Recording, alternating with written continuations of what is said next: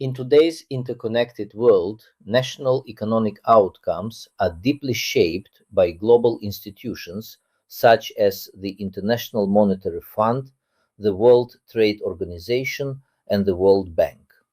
These institutions define trade rules, provide crisis financing, influence fiscal and monetary adjustments, and shape development strategies. For emerging economies in particular, engagement with these institutions can provide access to financing, market stability, and technical expertise. At the same time, it can constrain policy space through conditionality, rule-based commitments, and governance asymmetries. This dual role raises a fundamental question. Do global institutions enhance cooperation or do they reinforce structural power imbalances? As discussed in the topic, governance arrangements often reflect historical power distributions that no longer align with contemporary economic realities. Quota systems, voting rights, and leadership selection processes continue to be sources of debate, especially as emerging economies expand their share of global output and trade. Calls for governance reform have intensified.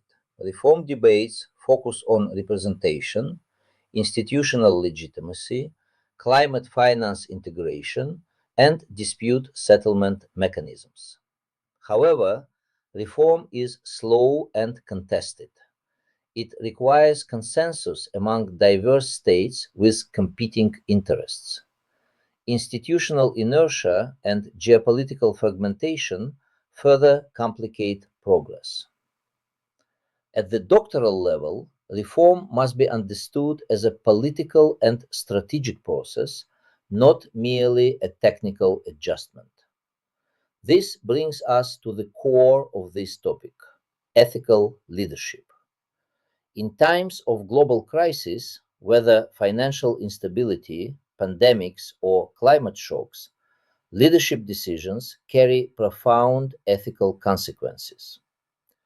Choices about debt relief, crisis financing, trade restrictions, and climate funding involve questions of fairness, burden sharing, and intergenerational responsibility.